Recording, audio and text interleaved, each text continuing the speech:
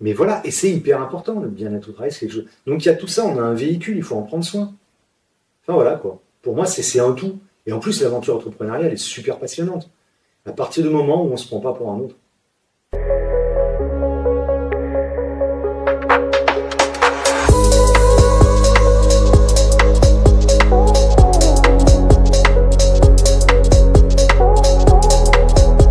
Bonjour à tous et bienvenue sur cette interview d'entrepreneur. Aujourd'hui, nous allons découvrir l'histoire de Fabrice Jean-Jean. Bonjour. Un entrepreneur qui se vend comme un alchimiste de la transmission d'entreprise. Tout à fait, oui. Sur le LinkedIn, oui, entre autres, parce qu'on va aussi le voir, il est multipotentiel, ce nouveau terme qui est sorti depuis pas très longtemps. Multipotentiel, je ne connaissais pas celui-là. Eh ben, il y a de plus en plus d'infopreneurs ou quoi qui utilisent ce terme justement pour dire que on peut être sur plusieurs activités en même temps. Mais on va y revenir tout au long de cette interview. Donc c'est parti. On va en fait commencer par la première partie qui est du coup 10 questions qui sont les mêmes pour tous les invités.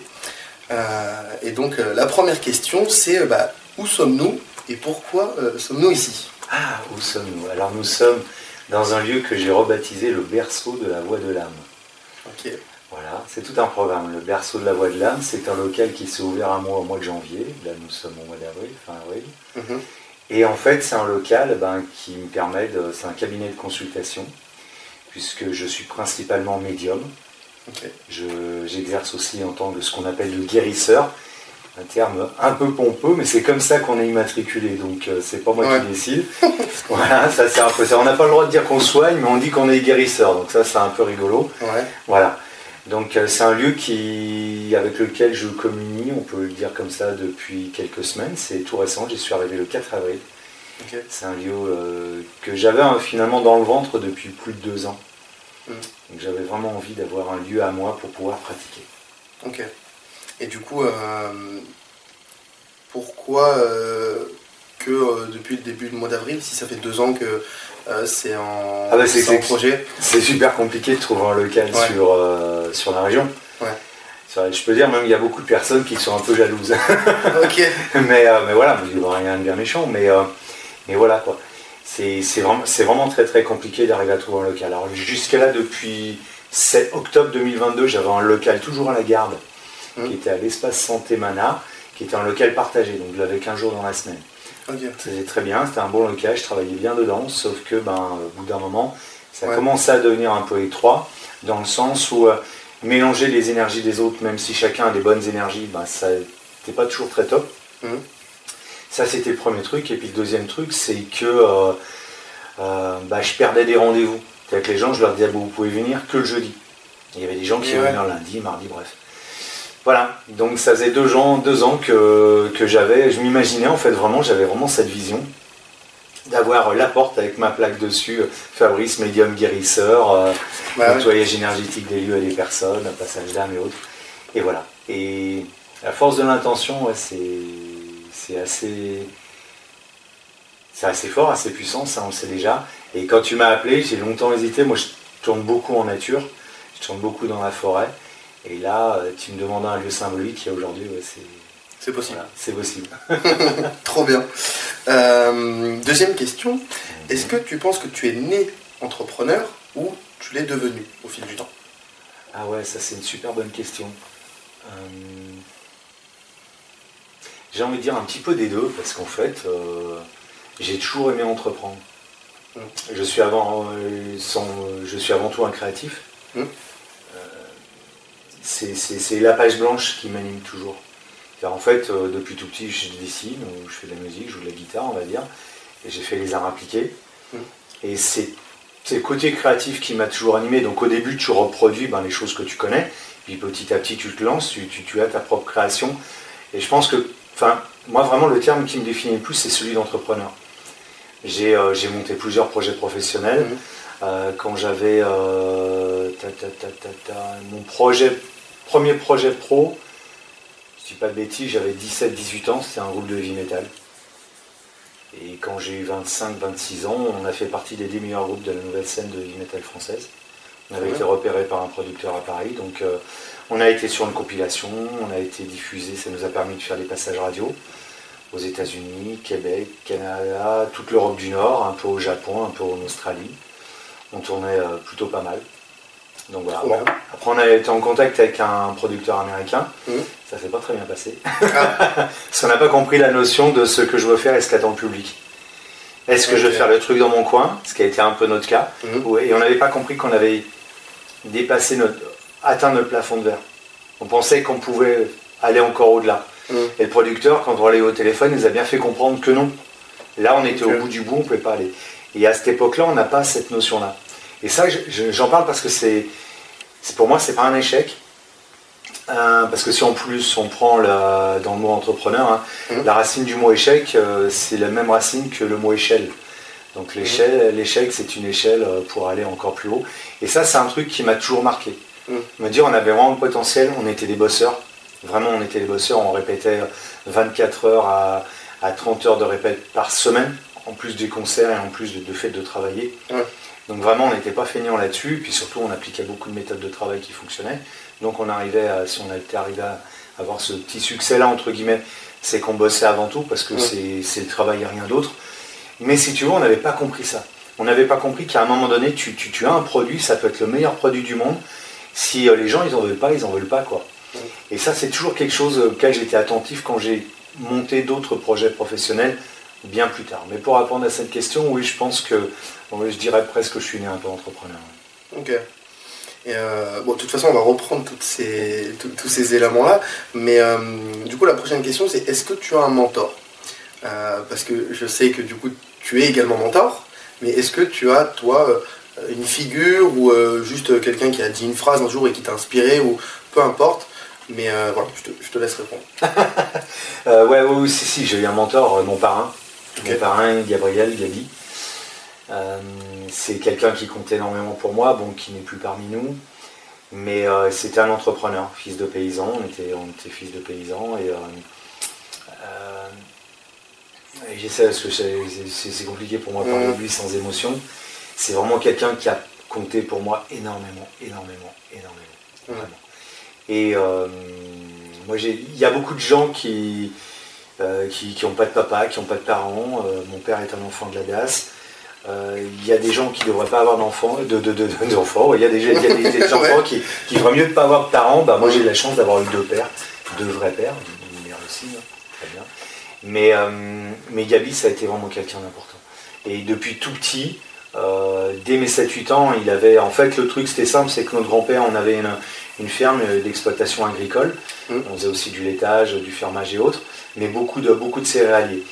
Et mon oncle mon parrain a décidé, lui, de monter une boîte de transport pour transporter à la coopérative les grains. Et puis ça a grandi, jusqu'à ce qu'il soit arrivé à comme une structure assez importante, puisque c'est l'équivalent, si ça parle pour des gens, de Norbert d'Entresangles. Donc Norbert d'Entresangles, c'est vraiment une grosse structure logistique. Et il transportait, il allait il était jusqu'en Europe, jusqu'en Ukraine, il avait beaucoup en Afrique aussi. Voilà, il avait total, au final, il a fini avec 5 holdings, 2 en France, une à Londres, je crois qu'il y en avait une en Pologne, une autre à Barcelone. Donc voilà, et c'est quelqu'un qui m'a toujours inculqué des choses comme ça. Et je me rappelle, depuis tout petit, j'étais dans ces camions, je voyais comment la boîte elle s'est montée. Pendant un moment, quand je suis arrivé, quand j'ai eu le tournage, il m'a proposé de travailler avec lui et j'ai pas voulu. J'ai pas voulu parce que je connaissais son degré d'exigence, j'avais peur de décevoir, et puis je savais que ça allait m'emmener sur des chemins où j'étais vraiment trop attiré par la musique, quoi, à ce moment-là. C'était la période où vraiment j'étais à fond dans la musique et tout. Et pour moi, le business, c'était juste pour prendre de l'argent, payer le matos de musique et pouvoir faire ce qu'on avait envie de faire et espérer percer comme ça. Donc on a loupé le coche. Et l'histoire veut qu'en 2014, on remet un projet à retravailler ensemble. Donc je me monte un projet, moi je viens de la région lyonnaise, lui il était dans la Drôme, et je mets un projet en place, il me dit ok, j'y vais avec toi, et malheureusement la maladie l'a rattrapé, il est mort d'un cancer quelques temps plus tard, donc il a tout mis en stand-by. Et ce qui est rigolo, c'est que c'est quelqu'un qui a vraiment voulu être maître de sa vie, et qui même à la fin de la maladie s'est battu pendant plusieurs années face à la maladie, et à la fin il a dit c'est moi qui décide. Et donc décide de m'endormir, etc., etc. Donc il y a tout un suivi là-dessus. Et il m'appelle pour qu'on se dise au revoir, donc c'est beaucoup d'émotions. Et il y a la partie parrain, papa si tu veux, et puis il y a la partie entrepreneur.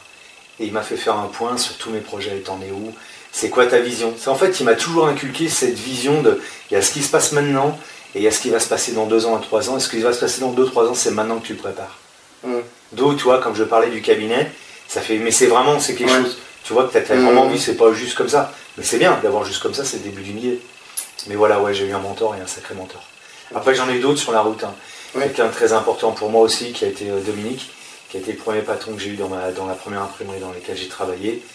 Et pareil, qui aussi m'a conforté dans beaucoup de choses. Voilà, donc ça a été des gens importants. Et aujourd'hui encore, j'ai un mentor dans le côté médium, nettoyage énergétique, puisque je suis formé par un moine bouddhiste, qui est lui aussi un chef d'entreprise. Dans cette activité-là, du coup. Ouais, dans cette activité de médium guérisseur, comme on l'appelle. Et voilà. Et je trouve que c'est extrêmement important parce que, je ne veux pas trop m'étaler sur le sujet, mais moi je suis énormément féru d'histoire et de civilisation ancienne. Et il y a certaines choses qu'on regarde dans les grottes de Gizeh, dans les pyramides de Gizeh, les grottes de Barabar en Inde, et tu as un savoir-faire qui est fait, qui n'a pas été reproduit, qui ne peut pas être reproduit. Tu te dis, le savoir là de cette période-là, ou là-dessus, qu'est-ce que ça donne?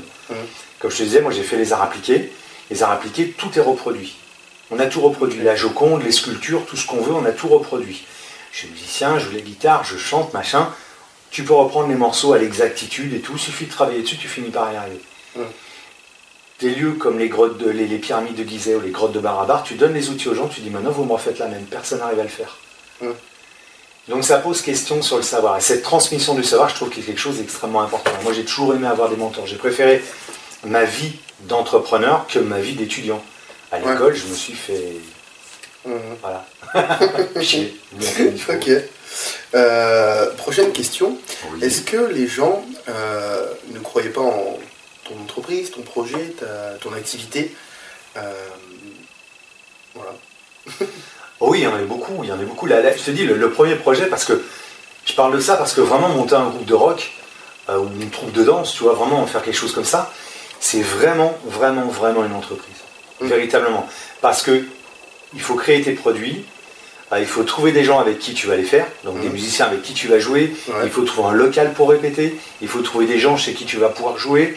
Donc tu fais ta répète, après tu vas dans les bars, et puis tu vas essayer de jouer, les gens qui ont des salles concerts. Donc c'est véritablement un entrepreneuriat. Et c'est véritablement comme ça qu'il faut le considérer. Et si tu regardes les méthodes de travail, les groupes, etc., tous, ils ne perdent pas leur objectif de vue. C'est vraiment leur but, c'est d'être musicien. Moi je suis fan de gens comme de heavy metal, je suis fan de gens comme Metallica, comme Iron Maiden et autres, parce que ce sont des gens qui disent, nous on est musiciens, on n'est pas des rockstars. Nous, notre truc, c'est d'écrire des chansons, c'est de les jouer sur scène et d'aller voir du public. Ça, c'est une entreprise à part entière. Et donc, quand tu démarres ça, surtout à l'époque, quand j'ai réellement démarré, c'est fin des années 80, et voilà. Et tu te fais fracasser de partout, quoi. C'est-à-dire que tant que tu joues dans ton coin et que tu t'amuses à la galerie, tout va bien. On dit, oh, c'est bien, c'est mignon. Par contre, quand tu dis, je veux passer à l'étape supérieure, alors là, c'est, vous êtes des fous, on n'y arrivera jamais, vous n'y arriverez jamais, etc. Et je te passe les trucs qu'on dit, il faut coucher pour y arriver, t'es pas assez drogué, t'es pas assez pédé aussi, voilà, des gens de réflexion à la con, bien évidemment. Donc, il y a toujours des gens qui ne croiront pas en tes projets. Mais il faut voir aussi les gens qui, à côté de toi, te soutiennent et croient en tes projets. Et c'est cette part-là qui est importante. Moi, j'ai une épouse qui est à mes côtés depuis des années, j'ai ma famille, j'ai mes parents, très importants. J'ai grandi avec des parents qui m'ont laissé vivre mes expériences. Tu veux aller? Bon, bah écoute, vas-y, il arrivera ce qui viendra. Mais oui, il y a toujours des gens qui ne croient pas en ce que tu fais quand tu dis je veux aller là-dessus. Et moi, je suis arrivé là quand j'ai remonté quand tu parlais tout à l'heure d'alchimiste, je me suis défini comme un alchimiste de la RSE. La RSE, c'est un domaine qui me passionne énormément depuis de nombreuses années. Et quand je suis arrivé ici, dans le Var, parce que j'ai un dit, on m'a dit, là, monsieur consultant RSE dans le Var, mais jamais vous y arriverez. Tous les gens me disaient ça, les gens de la CCI, de la Chambre des métiers, tous les gens que je suis allé voir et tout, m'ont dit, mais personne ne voudra ça. Et au final, ça a super bien marché. Parce que j'ai utilisé des outils, marketing, commercial. Tu vois, l'histoire de l'échec, entre guillemets, musical que j'ai eu, qui a fait une échelle, c'est quand je suis arrivé à maturité, où je suis arrivé là, je dis là, mais les gens ils veulent que du commercial. Donc une de mes particularités, c'est d'arriver à redresser des entreprises. Ça a été pendant très longtemps une de mes spécialités. 70% de mes clients, depuis 2014, j'avais commencé sur Lyon, sont des gens qui me disent si dans 6 mois il n'y a pas d'argent qui rentre, on met les clés sous la porte. Et on a tout testé. Et plus personne ne veut de nos trucs. Moi je suis arrivé, je dis on va mettre un truc dedans, ça s'appelle la RSE. On va expliquer comment on fait du business de manière responsable. Et à chaque fois on va mettre ça, on va mettre en place la stratégie commerciale, la stratégie RSE, et on va envoyer comme ça. Quand je parlais de ça aux gens à côté, ils me disaient mais c'est du n'importe quoi. Ton truc, ça va jamais marcher. Ok, d'accord. Sauf que quand tu utilises LinkedIn, les réseaux sociaux, que tu arrives à faire des conférences, et que tu as un bel article, qui plus est dans Var Matin, et ben ce qui m'est arrivé, et ben là d'un seul coup on me dit ah ouais ok là je comprends ce que tu veux dire. C'est-à-dire qu'il y a aussi cette phase d'éducation. Et aujourd'hui, ta génération a cette chance-là, enfin la mienne peut en profiter aussi, c'est d'avoir les réseaux sociaux. Et on peut éduquer les gens à ça. Donc une fois encore, il y aura toujours ceux qui diront c'est impossible. Bah ouais, c'est ceux qui n'ont pas l'habitude de faire quoi que ce soit. C'est tous les gens qui, comme je dis toujours, toute décision prise dans la peur est une erreur. Et donc là, quand j'ai de nouveau basculé en disant je fais ça, ok, j'y vais, parce qu'il y avait des choix à faire. Parce que mon cabinet de consulting RSE, il fonctionnait très bien, mais sur Paris. Donc j'ai pas quitté Lyon pour venir dans le Var et repartir bosser sur Paris. Donc vraiment, ça va 5 minutes, quoi. Donc j'ai dit ok, j'ai ces facultés-là, dont on parlera après, mais voilà, je travaille là-dessus. Bah, une fois encore, il y a des gens qui m'ont dit mais t'es fou, n'y va pas. Tu vois, je suis parti de Lyon, on me dit là, quand je suis parti de Lyon pour arriver ici, parce que mon épouse a été mutée, beaucoup de gens sur Lyon m'ont dit mais t'es fou, qu'est-ce que tu vas faire? Il n'y a pas de boulot là-bas. Eh ben on va le créer, c'est pas grave. Ouais, complètement. Yallah, Mektoub. J'aime beaucoup, en tout cas, ta vision et ta façon de penser. Et c'est vraiment la vision un peu globale d'un entrepreneur. Donc c'est vraiment génial. C'est un peu en rapport avec, du coup, avec la multipotentialité. Ouais. C'est comment tu as réussi à te diversifier et à ne pas forcément partir dans tous les sens avec tes différentes activités. Ça effectivement, c'est un sacré truc. C'est comment il s'appelle, c'est l'ami Einstein. Ça fait toujours bien, tu places Einstein dans une conversation, ça fait toujours classe. Einstein disait la créativité, l'imagination est plus importante que le savoir. Et c'est vrai, tu te rends compte que le savoir, il est sclérosé. Tu dis je sais, ça s'arrête là, point barre. Okay. Et malheureusement, il y a beaucoup de gens, et je dis malheureusement, tu vois, il y a beaucoup de gens qui disent non mais je sais. Non mais si tu savais, tu aurais répondu à tous tes problèmes. Si tu n'as pas répondu à tous tes problèmes, c'est que t'es comme moi, tu sais que là, tu continues à expérimenter. Et moi, j'adore expérimenter. Donc si tu veux, et j'adore créer. Donc ça va être multipotentiel, avoir plein d'idées. Par contre, effectivement, c'est arriver à canaliser tout ça. Donc tu vas prioriser, et tu vas te calmer. Alors des fois, tu vas lancer plein de trucs, et tu vas voir ce qui résonne, ce qui rebondit. Tu te rends compte que finalement, mettre en forme, l'idée est bonne, mais tu n'arrives pas à la mettre en forme. Tu arrives à la mettre en forme, mais en fait, personne n'en veut. Toi, par exemple, quand j'ai créé mon cabinet comme Consulting, j'avais fait tout un truc, c'était un audit RSE, et puis un audit commercial, marketing et tout. Et ben, je me suis rendu compte au bout d'un moment que les gens, en fait, ils n'en voulaient pas. C'est-à-dire qu'ils ne voulaient pas passer de temps dessus, ils ne voulaient pas payer d'argent, rien du tout. Par contre, quand je leur disais, je suis référent RSE, je rentre chez toi comme référent RSE, je m'occupe de tout, tu t'occupes de rien du tout. Juste on passe 5 minutes ensemble pour valider les points et je m'occupe du reste. Là par contre ça y allait. Okay. C'est pas un souci. Donc effectivement avoir plein d'idées, oui il faut faire assez bien. Faut faire un peu attention. Quoi. Et j'ai appris à me canaliser grâce à la méditation. Ça fait pas loin d'une dizaine d'années que je m'adonne à la méditation. Et ça aide énormément. Okay. Ouais. C'est un outil... c'est un outil vraiment important. Parce que, je vais faire une parenthèse là-dessus, tu vois. J'accompagne des chefs d'entreprise depuis plus de 20 ans. Soit des jeunes créateurs comme toi, qui ont voulu, soit des gens, comme j'ai expliqué, qui sont un peu au bout. J'ai fait des formations sur les managers. Et en fait, à un moment donné, c'est là aussi que tu arrives à canaliser ton idée. C'est le fameux pourquoi. C'est pourquoi tu veux le faire. C'est quoi le sens de l'action que tu veux mener à travers ça. Mais le sens de l'action pour toi, le sens de l'action, enfin dire pour les autres, c'est-à-dire comment tu veux qu'ils retrouvent, tu veux qu'ils achètent, tu veux qu'ils prennent un rendez-vous, tu veux... Voilà. Mais qu'est-ce que toi, au-delà de l'aspect financier, matériel, de l'aspect j'ai créé une entreprise, etc., qu'est-ce que tu en retires? qu'est-ce que tu recherches à travers ça? Est-ce que c'est l'épanouissement personnel? Est-ce que c'est l'argent pur et dur? Est-ce que c'est une position sociale? Est-ce que voilà. Et quand tu commences à décrypter ça dans le projet que tu mets en place, déjà ça commence à prioriser et tu vois si ça correspond véritablement à ton ADN ou pas. Voilà. Fait que j'ai monté des trucs, je trouve que l'idée elle est super bonne, mais je suis pas la bonne personne pour monter ça. Donc je lance quand même, je le teste un peu, je vois, et si ça valide le fait que je ne suis pas la bonne personne, bon bah écoute, il y a là, on l'a passé avec quelqu'un d'autre, c'est pas un souci. Mais oui, c'est toujours compliqué de canaliser, surtout que moi je suis curieux mine de rien de beaucoup de choses. Je fais beaucoup de choses dans une journée et j'adore ça. Donc effectivement, il faut se canaliser. Okay. C'est une partie très intéressante, on va y revenir après. Prochaine question, quelle est la décision la plus difficile de ta vie, côté professionnel ou personnel, peu importe, qui a peut-être fait changer l'axe de ta vie au bout d'un moment? La décision la plus difficile. Waouh. Là, je t'avoue que je sais pas parce que j'allais dire, j'ai une faculté à pas regretter en fait. C'est important. C'est important.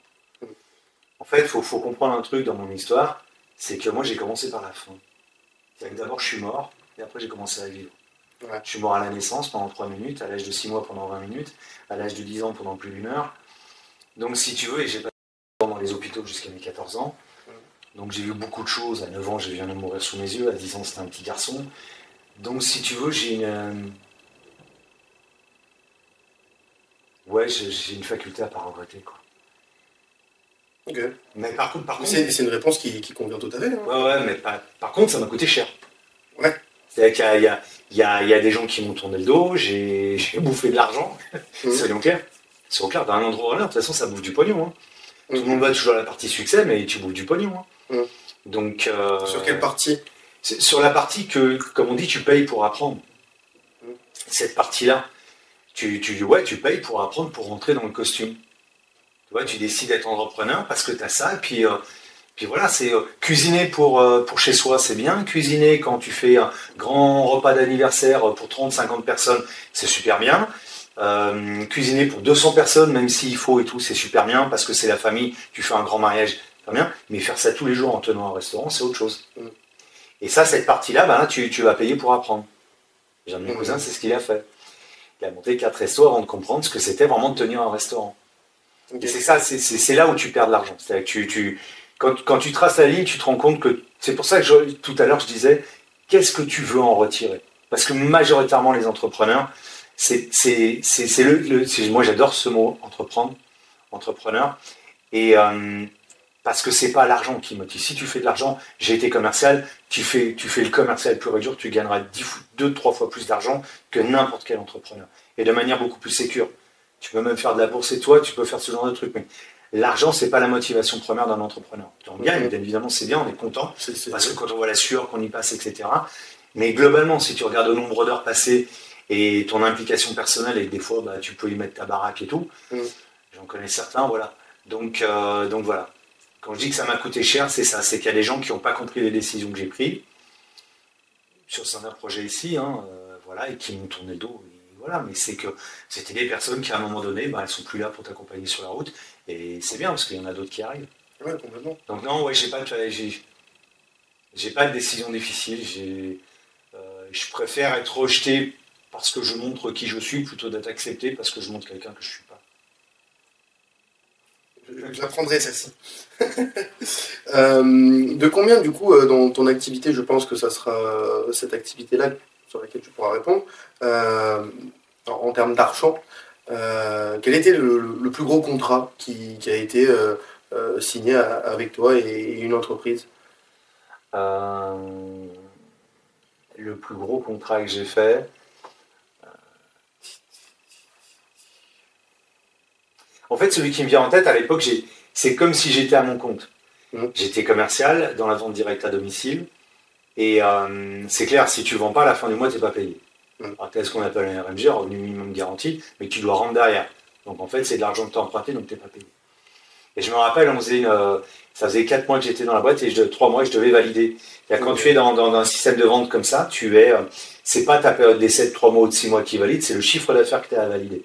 Okay, ouais. Et là, j'ai un chiffre d'affaires à valider. Donc, j'en étais pas loin. Donc on se dit normalement, ça va, tu devrais passer le cap et tout, ça va bien. Il faut savoir que déjà, c'était une décision qui a été assez comme on dit poliment, assez couillu, parce qu'il faut expliquer à 40 ans que, alors que j'avais un statut cadre, tout ce qui allait bien avec, j'ai tout plaqué pour aller dans la rue, vendre, et si je vends pas, je suis pas payé. Parce que j'avais comme projet de racheter l'imprimerie de mon patron. Okay. Donc c'est lui qui m'avait poussé à faire du commercial, donc j'ai fait du commercial dans l'imprimerie, et après, comme j'apprenais rien, j'ai tout plaqué, et je suis allé là-dedans. Donc tu tremblotes un peu quand même, hein. Tu te dis j'ai une baraque, j'ai 2 gamins, la voiture c'est pour ma pomme, etc. Faut pas se louper. Donc tu apprends bien. Mais vraiment, tu arrives, par contre c'est une super école de vente, tous les lundis matins t'es au tableau, etc. Et on nous envoie faire ce qu'on appelle les commandos commerciaux, c'est-à-dire pendant une semaine on t'envoie sur une ville, là en l'occurrence on nous envoie à Saint-Claude dans le Jura, capitale de la pipe, et ça les rend pas plus heureux pour autant, ils nous font tous la gueule et tout, ah ouais c'est catastrophique en termes d'accueil, et je me rappelle toujours, j'arrive sur une maison, on me dit là c'est un super rendez-vous Fabrice, tu vas valider ton contrat, c'est bon, tu valides ta période d'essai, vas-y mon gars c'est pour toi. J'arrive et je vois la mémé qui est hyper affolée et tout, qui est du style, je croyais que le pépé il venait de péter la pipe, qui venait de casser sa pipe et tout, enfin bref. Je dis, il faut appeler les pompiers, qu'est-ce qui se passe? Non, en fait, mamie, ils avaient une maison, tu vois, encore une fois, dans ce que tu veux faire et ce que les gens veulent, ils avaient une petite maison vraiment super sympa, le terrain et tout. Ils avaient fait venir tous les artisans, tout le monde s'était régalé, tout le monde avait pris les chèques et tout. Refait la toiture, refait la façade, refait les fenêtres, il manquait plus que le chauffage, la pompe à chaleur qu'on amenait. J'arrive pour le rendez-vous, sauf que la mamie, elle appelle, elle venait d'avoir ses enfants au téléphone, ses enfants sont à Bordeaux, et disent, mais maman, arrête, fais ce que tu veux, mais nous, on ne reviendra pas. On ne reviendra pas là-bas, on n'a rien à foutre, nous, du Jura. C'est un joli coin, attention, hein. Mais nous, on ne peut pas, on est bien à Bordeaux. Donc la mamie, c'est la catastrophe, elle m'a foutu dehors. Donc là, je dis merde et tout. Puis là, j'avais vraiment mauvaise. J'arrive sur un autre rendez-vous, et ça faisait 3 jours, et on se faisait jeter de partout. J'arrive.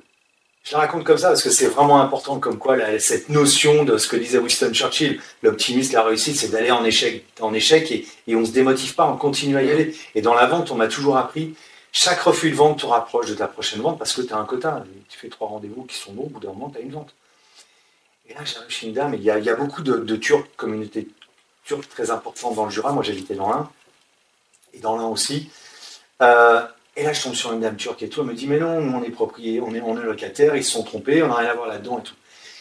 Et là, je pète un boulon. Je suis au téléphone et je la pourris, je l'insulte pas. Mais j'ai dit, écoutez, comme ça, me gonfler et tout. Je ne suis pas insulteur du tout. J'ai dit, moi, vous me trouvez quelqu'un. Moi, je ne suis pas de là, donc vous me trouvez quelqu'un. Il faut que je valide ma période d'essai. Je chante tout un truc au téléphone. Et elle me dit, ah, j'ai bien mon frère et tout, mais il ne faut pas le déranger. Il vient d'acheter un immeuble et tout. J'ai dit, ouais, c'est ça. J'ai un immeuble, oui, il vient d'acheter un appart, tu vois, je le traduis comme ça. Il a acheté un immeuble. Et en fait, il avait acheté un immeuble. Je débarque chez lui et tout, et le gars me dit, ouais, voilà, c'est pour faire l'immeuble. Je dis, pardon. Je commence à trembler, ça fait tout juste 3 mois que je suis là. Je dis, oulala, c'est quoi cette affaire? Donc voilà. Et donc on prend rendez-vous. Et je vais être accompagné à ce moment-là de mon chef de vente et tout, sauf qu'au dernier moment, il ne peut pas venir et tout, donc je me retrouve tout seul. Je dis, la misère, comment je vais faire tout ça? Et puis un truc que j'adore, c'est l'accueil chez nos amis turcs, comme chez nos amis marocains. Et moi, ça tombe bien parce que j'adore ça. Il enlève mes chaussures, je rentre et tout. Donc le gars, il apprécie bien et tout. On se met dans le salon. Puis tu dis, non, dis-moi combien ça coûte, dis-moi combien ça coûte. Je ne suis pas là pour vendre un prix, monsieur. Bah, je suis là pour vous proposer une solution. C'est vrai, en plus, vous vendez juste le prix, moi, ça ne m'intéresse pas. Non. J'ai dit, ouais, c'est bon, là, ça me gonfle, je repars. Non, c'est bon, allez, reste. Je vais être sûr parce que là, franchement, ça va. Parce qu'en plus, je viens de taper 1h30 de route, juste pour vous. Donc, je ne suis pas là pour donner un prix, on va quand même discuter 5 minutes. Je sais que vous prenez l'embauche à 18h, on aura largement le temps, vous inquiétez pas et tout. Et en fait, j'étais parti juste dans l'optique de faire un devis et de revenir après pour qu'on valide le truc. Ah non. En 2 heures, c'était cloqué. 160 000 euros. Et sur 600 vendeurs, j'étais le seul à avoir équipé un immeuble. Sur 600 vendeurs dans toute la France, j'étais le seul. Donc, c'est l'un des plus beaux contrats que j'ai eu parce qu'il part de vraiment quelque chose d'hyper merdique. Ouais. D'une situation où en plus d'urgence, parce qu'on te dit, là, il te reste plus de 3 semaines pour valider ta période. Tu vois les autres vendeurs qui même abandonnent parce qu'ils savent qu'ils n'y arrivent pas. Et toi, tu es là et tu réfléchis, tu dis, putain, Je rentre ce soir, je vois ma femme, je vois mes gosses. Tu es là, tu rentres au repas, tu dis ça va, tu dis ouais, ça va, ça se passe bien, ça se passe, tu vois. Et puis tu finis, tu bloques ça, quoi. Ouais. Et là, c'est parti, quoi. Donc ouais, ça c'est un très très beau souvenir. Et après le reste, c'est arrivé ici, c'est-à-dire que quand j'ai quitté Lyon, c'est vrai que Lyon a une dynamique économique que tu n'as pas dans la région PACA, des activités que tu n'as pas, donc ça réduit beaucoup de choses. Et pendant un moment, tu te dis oulala, qu'est-ce que j'ai fait? Donc avec ce que j'ai expliqué tout à l'heure. Ouais. Mais tu vois, le plus beau contrat peut-être que j'ai fait, il y en a 2. Il y en a 3. Le premier, je pense que c'est que j'ai pas perdu mes valeurs, j'ai pas perdu qui j'étais. Ça, je pense que je dois beaucoup à mon éducation. Le deuxième, et ce qui est vraiment, tu vois, quand je te parlais de prix à payer, c'est que moi, j'ai gardé ma femme et mes enfants. Je connais beaucoup d'entrepreneurs qui gagnent beaucoup d'argent, mais qui dépensent beaucoup en pension alimentaire. Et la troisième chose sur laquelle je suis fier, c'est depuis 2013 que j'ai commencé à appliquer les RSE au sein des entreprises. J'en ai été associé dans une boîte, j'en ai créé une autre à côté, dans laquelle j'ai appliqué, en fait, c'était du test. Mais sur Lyon, j'ai réussi en 2-3 ans, entre 2012 et 2015 où je suis parti, à sauvegarder 25 emplois, on en a créé 12 sur les entreprises que j'ai accompagnées. Et ici dans le Var, j'ai entre 2017 et on va dire 2020, j'ai sauvegardé, je dis j'ai parce que c'est moi qui ai amené l'idée, qui ai amené le plan, mais parce que si tout le monde y va pas, c'est un boulot d'équipe. Si la chef ou le chef d'entreprise me dit non, moi ton truc ça me plaît pas, et ben ça fait, il n'y a pas de jeu, c'est vraiment Mais parce que je dis je parce que c'était ma vision de la chose. Et là, et parce que je suis fier de ça, c'est d'avoir réussi à, je crois que de mémoire, c'est 14 ou 16 emplois sauvegardés et 8 ou 10 de créés.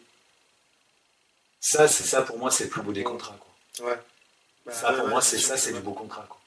Et les gens ne savent pas, tu vois, que ce qu'on a fait derrière. Tu sais, non, ils ont juste le taf et ils ont sauvé leur boîte et puis voilà, quoi. Ça, c'est un beau contrat. C'est le meilleur des contrats. Ok. Avant-dernière question. Avant-dernière question. De la première partie. De la première partie. Tu vois où, du coup, ta boîte actuelle dans 5 ans et comment, du coup, tu vas faire pour atteindre ces objectifs-là? Waouh! Alors, ma boîte actuelle, c'est la voie de l'âme. C'est-à-dire que j'avais créé un cabinet conseil qui s'appelait Comeco Consulting, qui était un cabinet conseil en RSE, qui a très bien tourné en PACA, et notamment exclusivement dans le Var, et qui très rapidement a tourné dans le... Je suis sorti je l'ai mis en place en 2016, et à partir de 2018, j'ai commencé à aller à Tours, à Paris, etc. Et j'applique un peu les mêmes recettes. C'est-à-dire que j'utilise beaucoup les réseaux sociaux. J'ai aujourd'hui 2 chaînes YouTube. J'avais une chaîne YouTube avec Comeco, aujourd'hui j'en ai 2 avec La Voix de l'âme. J'utilise beaucoup tout ce qui est Instagram, Facebook, etc. etc. Je travaille beaucoup sur la transmission du savoir, c'est-à-dire que moi ce qui m'intéresse c'est le partage d'expérience. Donc je suis un peu du style à d'abord mettre les doigts dans la prise et après lire la notice. Mais pour avoir mes propres sensations. Tu vois, pas pour dire... et après je dis, ah oui tiens, lui il avait ressenti ça, moi j'ai ressenti ça, etc. C'est ce qui m'intéresse.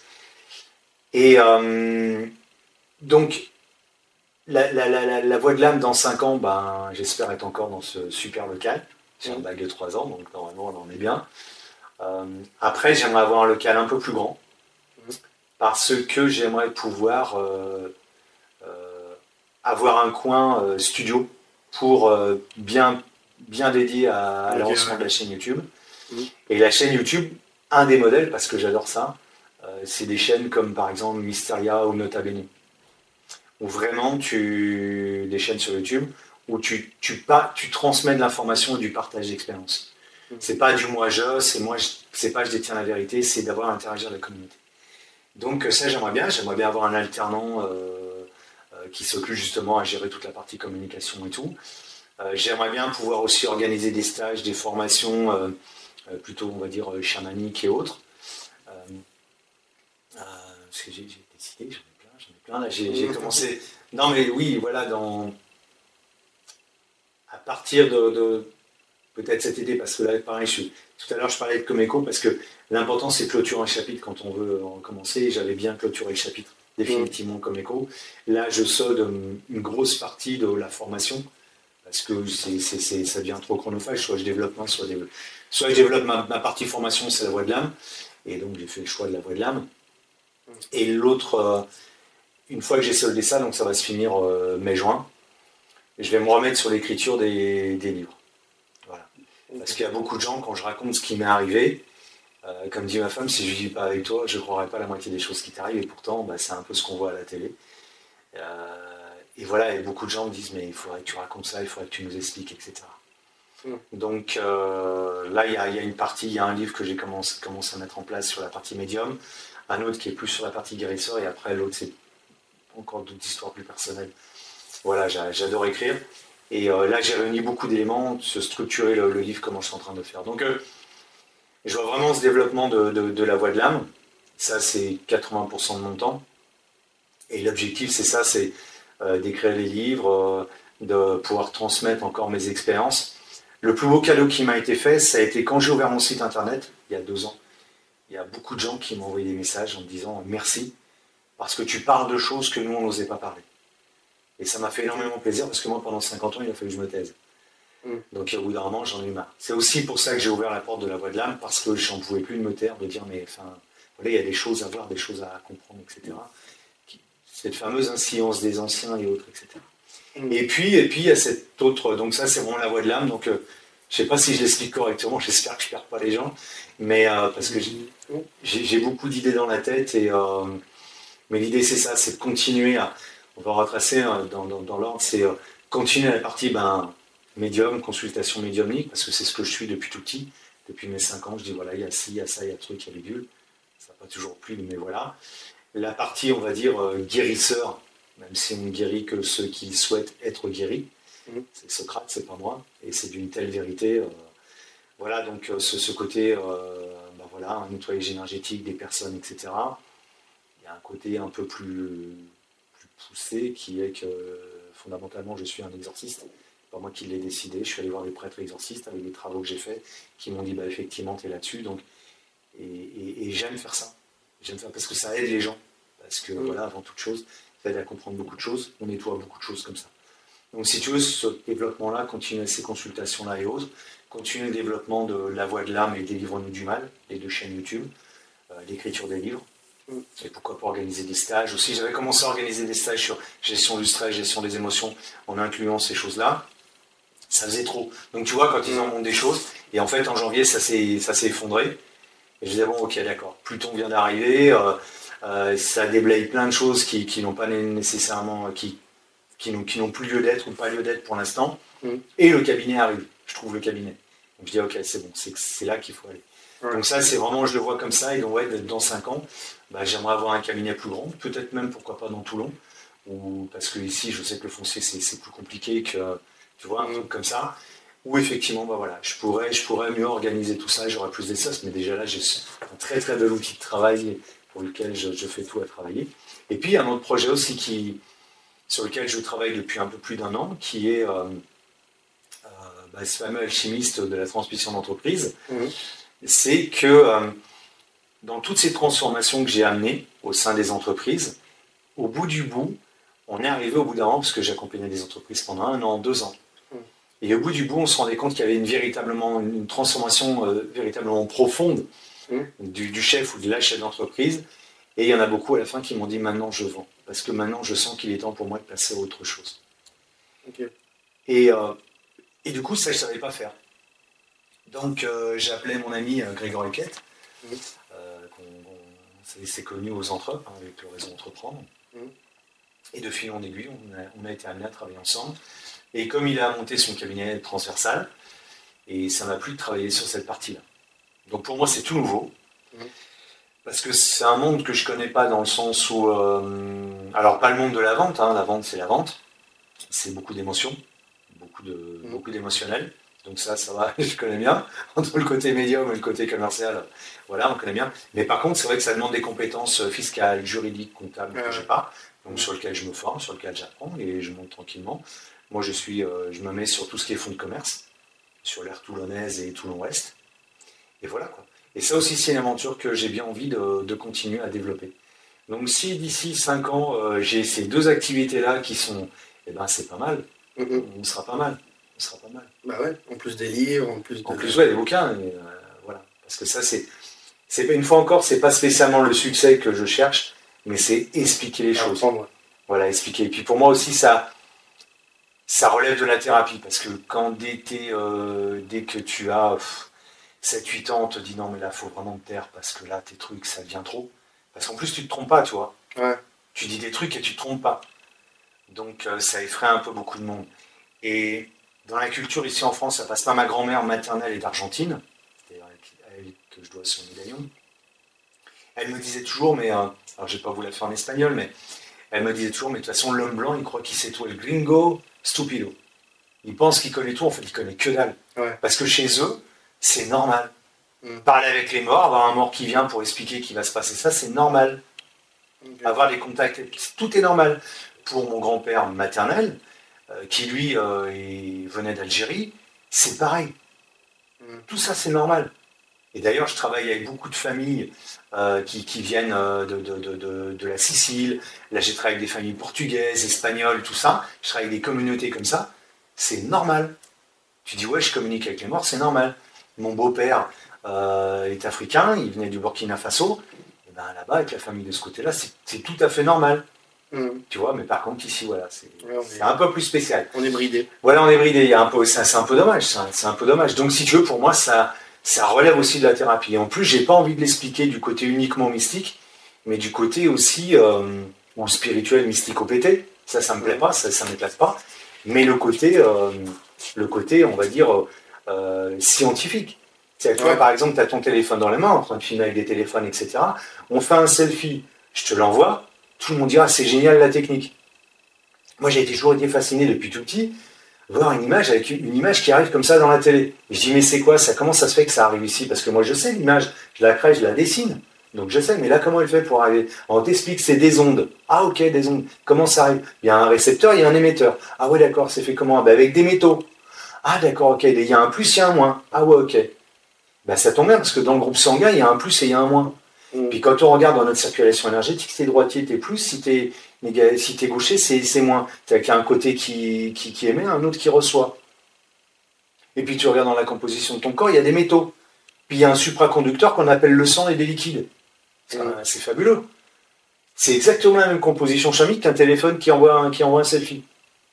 Et puis l'image, on ne la voit pas partir. Mais ça, on y croit. Mais par contre, que je t'envoie une information comme ça, on n'y croit pas. Et pourtant, les anciens, c'est un peu ce qu'ils faisaient, quoi. Voilà. Donc, c'est ce que je veux transmettre aussi. Là, je travaille là-dessus. Ok. C'est des idées plein la tête. Et là, on est mieux qu'un ami. Ouais. On va juste passer du coup à la dernière question. C'est la petite question bonus. Tout le temps, on entend oui, est-ce que tu aurais un conseil pour les jeunes qui voudraient entreprendre?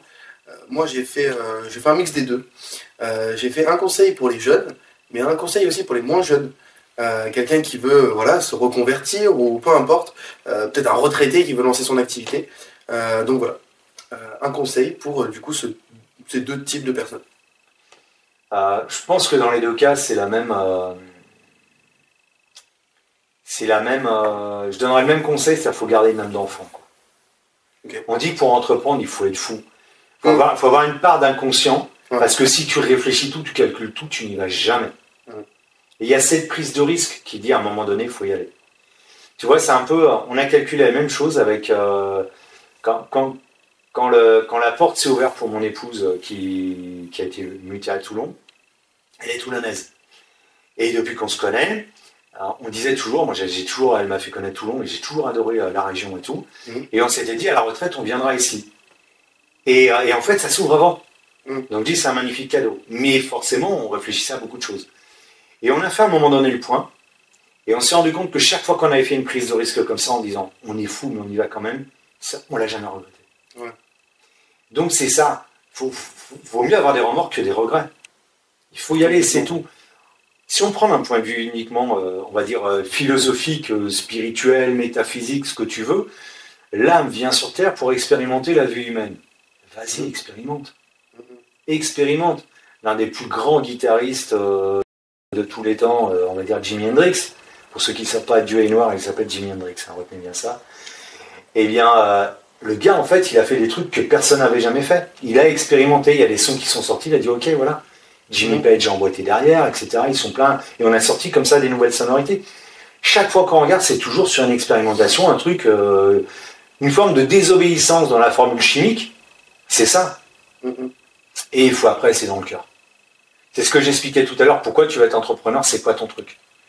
C'est une forme d'aventure, vas-y. Tu mets la main sur le cœur, c'est le truc qui vient, dis ouais, ok, j'y vais, je m'en fous, j'y vais, vas-y.